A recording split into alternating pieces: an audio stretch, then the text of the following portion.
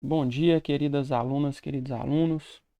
Na aula de hoje, a gente vai estudar a dualidade onda-partícula da matéria. Nós já estudamos anteriormente no efeito fotoelétrico, o modelo corpuscular para a luz, os fótons, o modelo proposto por Albert Einstein, e que a luz, então, ela passa a ter um comportamento dual.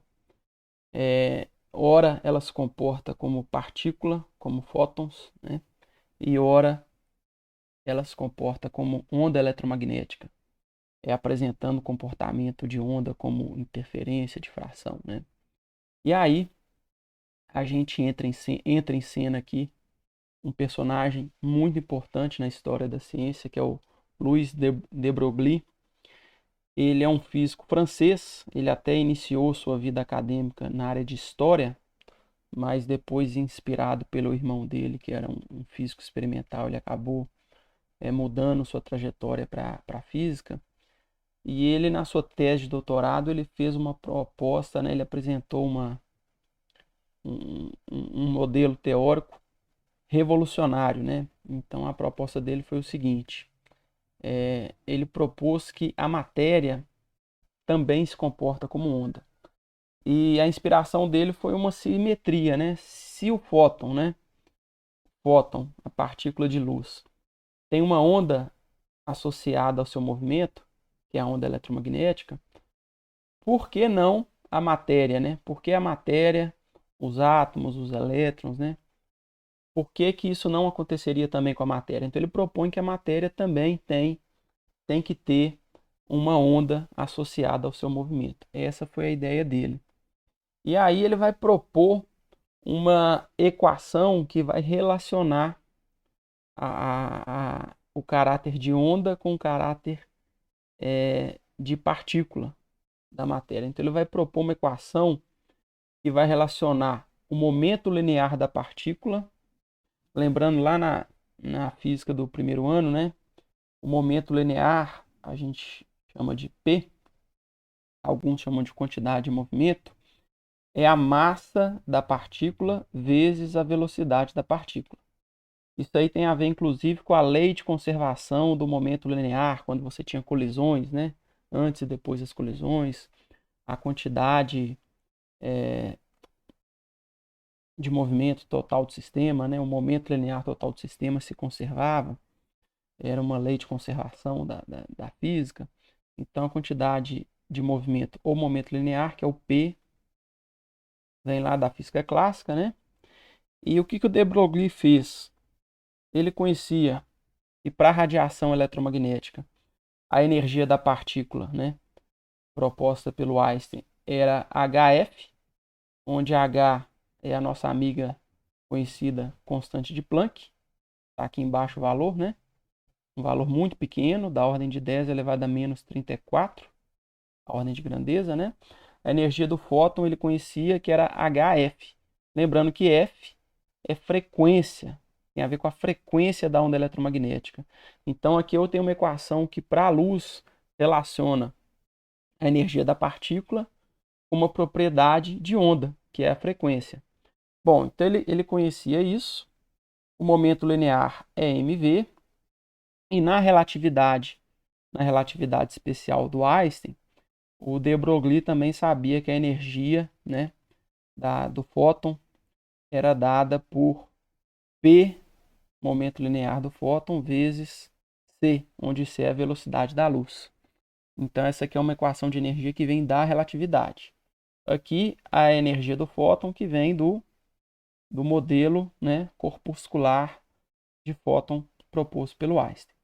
E a gente sabe que a velocidade da luz é lambda-f, A velocidade de uma onda é o produto do comprimento de onda, lambda, vezes a frequência. Então, o que o de Broglie relacionou aqui? Ele escreveu, se você pegar aqui a energia como PC, você pode substituir o P, você pode substituir, na verdade o P a gente não vai substituir não. Esse MV aqui é só para a gente lembrar o que significa o P, momento linear, Você pode pegar esse C aqui e substituir por lambda F, Então, a energia vai ser P vezes lambda F. E essa energia ele igualou com a energia do fóton, né? Que é HF. Quando ele faz isso, o F vai cancelar de um lado e do outro. Vocês podem tentar fazer isso que eu estou falando, né? Escreve essa energia como PC, é uma equação que vem da relatividade, a energia do fóton, né? Troca o C por lambda F. Então vai ficar a energia é igual a P lambda F. E a energia por fóton também é HF. Então, igualando as duas expressões, ele vai chegar, a frequência vai cancelar, e ele chega nessa equação aqui de baixo. O momento linear da partícula é a constante de Planck dividido pelo comprimento de onda da partícula. Ou, se você inverter aqui o lambda com P, né, você pode dizer que o comprimento de onda de uma partícula vai ser a constante de Planck dividido pelo momento linear. O que interessa aqui é que o de Broglie propõe uma equação que vai relacionar explicitamente aí uma propriedade ondulatória, que é o lambda, que é o comprimento de onda, com uma propriedade de partícula, que é o momento linear, né, que classicamente é a massa vezes a velocidade da partícula. Então ele não só propõe que a matéria tem um comportamento também dual, tem um comportamento de onda ali, mas ele propõe uma equação que vai relacionar, né, uma vez que você conhece o momento linear da partícula, qual é o comprimento de onda associado, né, à onda que vai representar essa partícula. Essa é a ideia dele, uma ideia muito revolucionária para a época, né?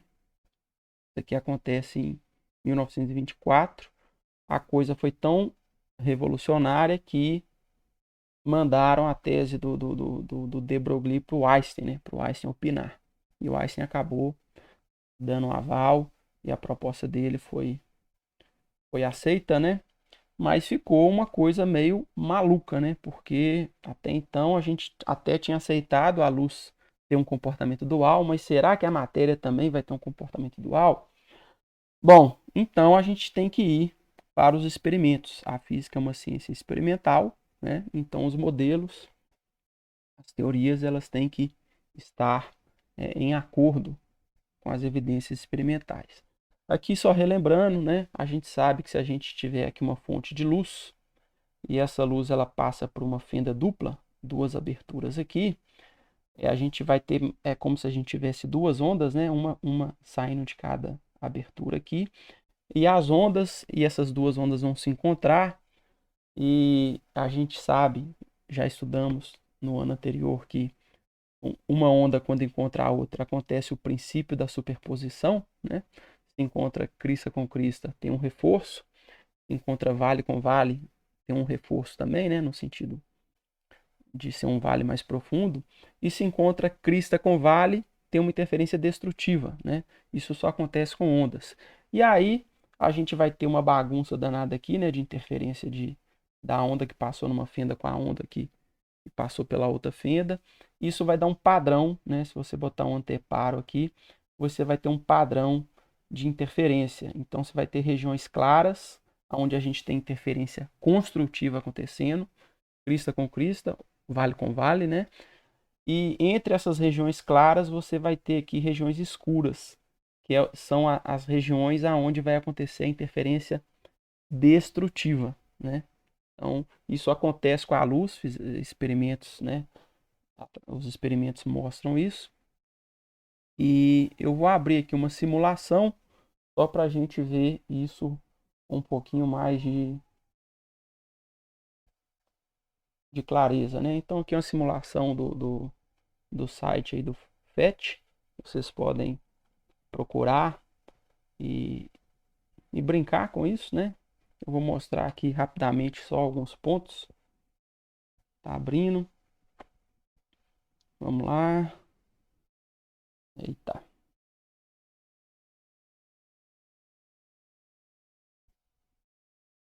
Demorando, né?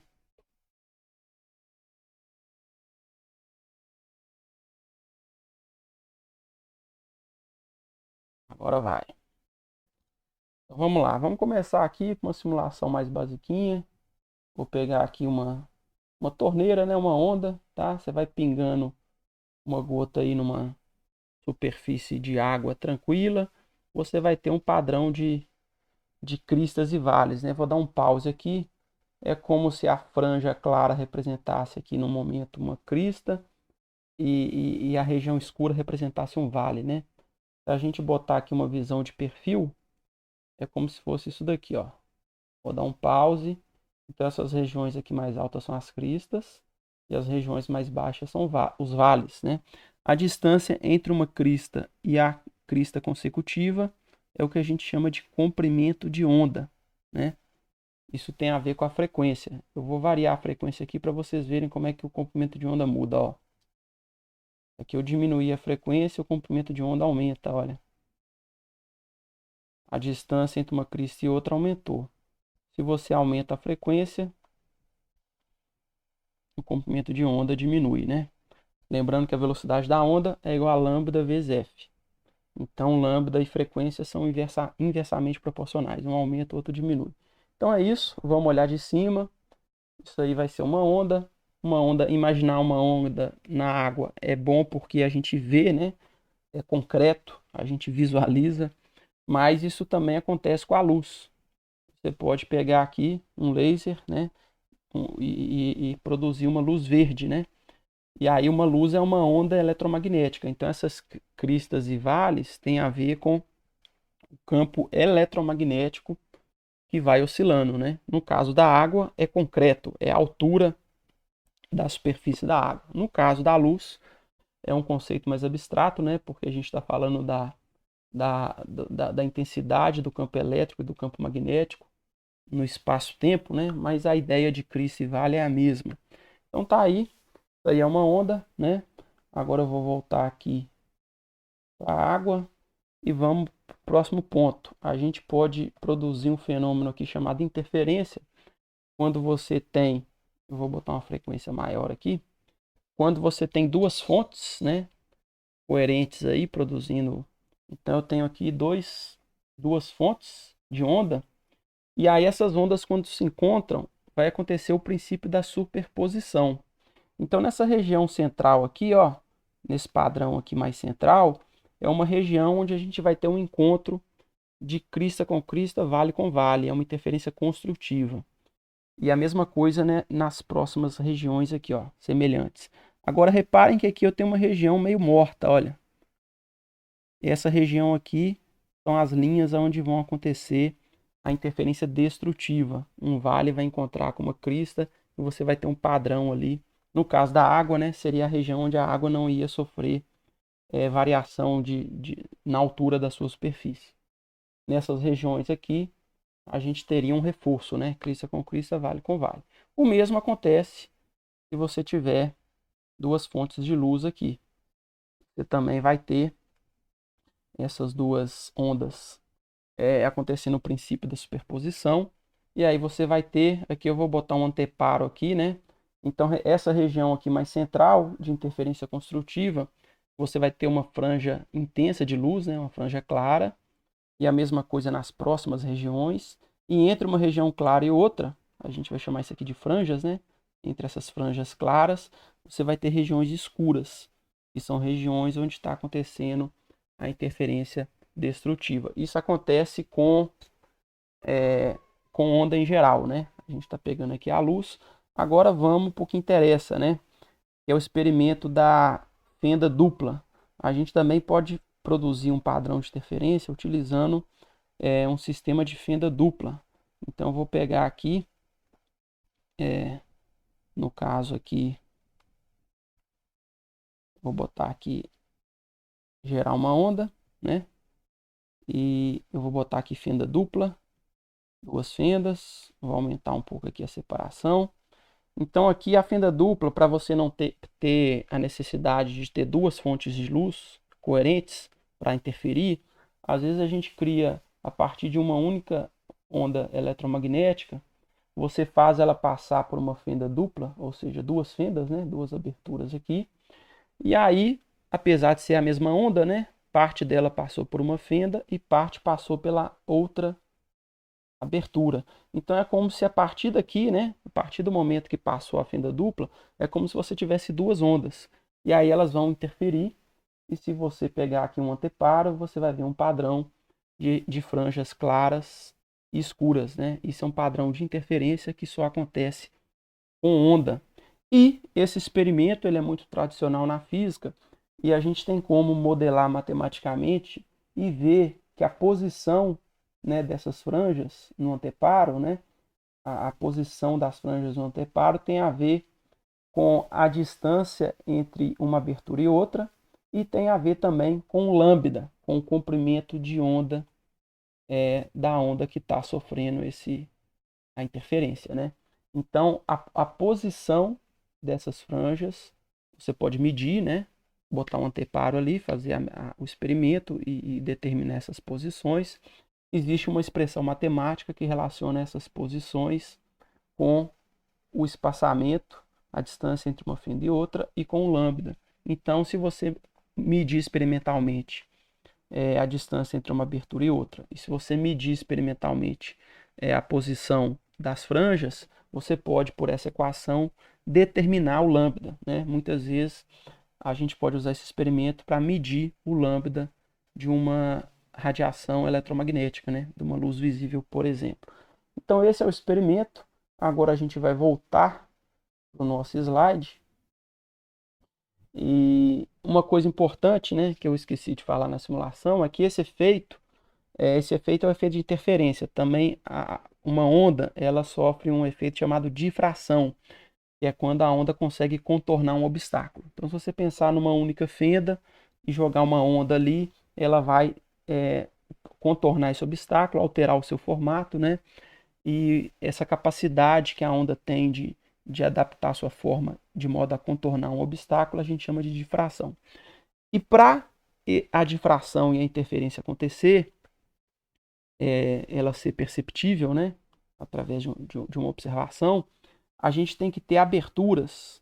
As aberturas aqui dessa fenda dupla, por exemplo, ela tem que ter uma dimensão, uma ordem de grandeza próxima do lambda, próxima do comprimento de onda da onda.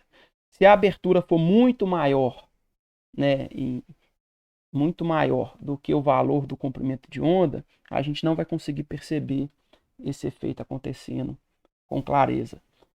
E aí vem a grande pergunta. O de Broglie propôs que a matéria também tem uma onda associada à matéria. Ela também tem uma onda e propôs, inclusive, uma expressão para você calcular o lambda da matéria, né? O lambda vai depender do momento linear da partícula que estiver viajando. E aí vem a grande questão. Só que classicamente o padrão de interferência só acontece com onda. Com partícula a gente não espera que isso aconteça. Porque se você jogar aqui um feixe de partículas e para que ele atravesse uma fenda dupla, essas partículas elas vão colidir, pelo menos classicamente, obedecendo às leis de Newton, né? Essas colisões vão obedecer às leis de Newton. Não vai acontecer o princípio da superposição. No princípio da superposição, né, uma onda atravessa a outra e acontece a interferência, né? Crista com crista reforça, vale com vale reforça também, crista com vale destrói, né? E depois a onda segue. Esse princípio da superposição não acontece com partícula. Partícula a gente tem colisão e as leis de Newton determinam, né, o antes e o depois dessa colisão. Então a gente definitivamente não espera que um padrão de interferência aconteça com partícula. A gente esperaria algo do tipo que está na figura aqui, né? Você vai ter duas regiões aqui, onde essas partículas vão atingir mais, né? Que tem a ver com as duas aberturas, né? E você não vai ter um padrão de franjas, de várias franjas de interferência. É o que diz a física clássica. Mas o de Broglie propôs que a matéria também é onda. Então, vamos para os experimentos, né? Aqui eu vou mostrar um experimento até recente que foi feito com um feixe de elétrons atravessando uma fenda dupla, né? E aí para ver se a gente observa o que é esperado, né, de acontecer para partícula ou se a gente vai observar um padrão de interferência, que é o que acontece com onda. Nesse experimento que eu estou mostrando aqui, os autores estão aqui, o link está aqui em cima. É um experimento até recente, né, de 2018. A referência está aqui. E você jogou aqui elétrons por uma fenda dupla. Então seria algo parecido com isso daqui. E aí você tem aqui, ó, na primeira imagem, passou mais ou menos aí 0,1 segundos, né? E aproximadamente 50 elétrons atingiram aí, chegaram no anteparo. Depois, né, deixando o tempo de exposição correr, a gente tem aqui num tempo total de 1 segundo, a gente já tem mais ou menos 500 elétrons chegando no anteparo. A imagem já fica desse tipo aqui, ó, na letra B. Deixando 10 segundos, a gente já sobe para 5.000 elétrons e a imagem vai evoluindo. Até que em 100 segundos, a gente tem aí da ordem de 50.000 elétrons chegando no anteparo e a gente observa, né, um padrão de interferência. Então esse é um experimento que, de certa forma, prova de que o elétron também se comporta como onda, né? E nesse experimento, como eu disse, gente, a localização dessas franjas aqui tem a ver com a distância entre uma fenda e outra e com o lambda. Então tem como você determinar o lambda do elétron, né? Desse feixe de elétrons. E teria como, então, se você também conhecer a velocidade e a massa do elétron, a gente conhece. Se você conhecer a velocidade desse feixe, então você poderia calcular o lambda que a equação do de Broglie propõe para esse elétron, né? O lambda vai depender da constante de Planck e da quantidade de movimento do momento linear do elétron. Então você tem um valor de lambda teórico proposto pelo de Broglie e pelo experimento, medindo aqui a posição das franjas e conhecendo a distância entre uma fenda e outra, você determina experimentalmente o lambda experimental. E aí você compara com a relação do de Broglie e vê que bate, o valor teórico bate com o valor experimental. Bom, isso é um experimento recente. Lembrando que o de Broglie, ele propôs a relação dele em 1924. Tá? O primeiro experimento que confirmou as ideias do de Broglie aconteceu aí por volta de 1927, né? Através desses cientistas aqui. E o experimento foi feito com elétrons espalhados por uma rede cristalina de níquel metálico. Foi observado um padrão de difração. Na verdade, o primeiro experimento que confirmou o caráter ondulatório da matéria, ele foi feito com difração e não com interferência. E aqui, só para que vocês entenderem, né? Aqui não precisa preocupar com essa imagem, porque esse experimento é bem complexo. Mas basicamente um feixe de elétrons foi jogado aqui, e aqui é uma rede cristalina, né, metálica, e aí, na verdade, o que acontece aqui é que a própria distância, né, lembrando lá da fenda dupla, onde você tem realmente duas fendas separadas por uma distância, que o papel, né, do obstáculo que esses elétrons têm que enfrentar é o próprio espaçamento entre um átomo e o seu átomo vizinho. Então você tem uma rede cristalina, onde um átomo em relação ao seu átomo vizinho que vai fazer o papel ali da fenda, né? E aí você tem aqui os elétrons são jogados nessa rede cristalina, eles são espalhados, você faz uma série de medidas experimentais e aí você observa que o comportamento, o resultado experimental que você obtém é um resultado de onda, é um resultado experimental que concorda com uma previsão teórica de onda. E aí, quando você mede o lambda que vem desse resultado experimental, ele bate com a relação proposta pelo de Broglie. E aí, depois desse experimento, em 1929, o de Broglie ganhou o Prêmio Nobel de Física por essa importantíssima contribuição. Bom, essa é a dualidade onda-partícula. Depois de tudo que a gente já estudou aqui, a gente pode dizer que a gente está no berço da mecânica quântica, né? Então a gente está aqui no início do século XX, a gente já tem a quantização da energia da luz, que foi proposta pelo Max Planck, a gente já tem um comportamento dual, onda-partícula da luz, né? Depois do modelo de fótons do Einstein e da onda eletromagnética que a gente já conhecia. A gente tem a quantização da energia dos átomos, né? A gente já tem o modelo do Niels Bohr, por exemplo. E agora a gente acabou de ver a dualidade onda-partícula da matéria. Não só a radiação eletromagnética é dual, mas a matéria também é dual. Esses são os ingredientes básicos que vão permitir o nascimento de uma nova teoria, né? Uma verdadeira revolução científica chamada mecânica quântica, que são cenas dos próximos capítulos. Uma tarefinha para vocês, né? Você pode estar desesperado. Meu Deus, será que eu sou uma onda? Então, será que se tiver uma fenda estreita que eu não consiga passar, nem minha cabeça passa pela fenda, mas se eu sou uma onda, será que se eu correr e pular nessa fenda, eu vou conseguir atravessar essa fenda e sofrer difração e não sei o que, não sei o que? Calma, porque aqui tem um detalhe que está implícito aqui na equação do de Broglie. Olha só, gente. Vamos pegar aqui para vocês entenderem.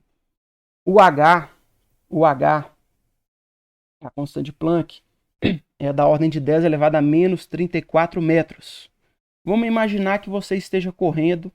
Vamos imaginar eu estou correndo com a velocidade de 1 metro por segundo. Vou arredondar minha massa para 100 kg. P é massa vezes velocidade. Então, minha massa é 100 kg vezes 1 metro por segundo. Então, aqui embaixo vai dar um fator 100.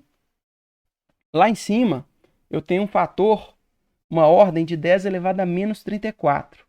Se você divide por 100, você divide isso daqui por 100, vai dar 10 elevado a menos 36. Então, reparem, eu, professor Léo, correndo, seria uma onda, segundo a relação de Broglie, cujo comprimento de onda é da ordem de 10 elevado a menos 36 metros. Agora lembrem que eu falei para vocês que para você observar esse comportamento de difração e interferência, os obstáculos, as fendas, precisam ter uma ordem de grandeza comparada ao comprimento de onda, da onda. Se eu sou uma onda de lambda 10 elevado a menos 36 metros, eu nunca vou encontrar uma situação dessa do ponto de vista experimental, porque o próprio átomo, vamos pegar o átomo de hidrogênio na aula do átomo de Bohr. O tamanho do átomo é da ordem de 10 elevado a menos 10 metros. Então eu nunca vou encontrar na natureza uma situação onde eu vou conseguir, macroscopicamente falando, como onda, vou sofrer vou me comportar como onda. Agora, já com elétrons, né, a massa do elétron, apesar do H ser muito pequeno, a massa do elétron também é muito pequena, e aí você pode fazer essa conta e chegar em valores da ordem de 10 a menos 10 metros, por exemplo, onde você pode ter uma rede cristalina, onde esses espaçamentos sejam da ordem do lambda de um feixe de elétrons, por exemplo. E aí você consegue observar o comportamento de onda. Então, estou falando isso para vocês se acalmarem, não entrarem em desespero de que você vira onda da noite para o dia, né? E essa tarefinha aqui eu vou passar para vocês, vai ajudar a compreender isso. Então, espero que vocês tenham gostado. Até a próxima. Aquele abraço.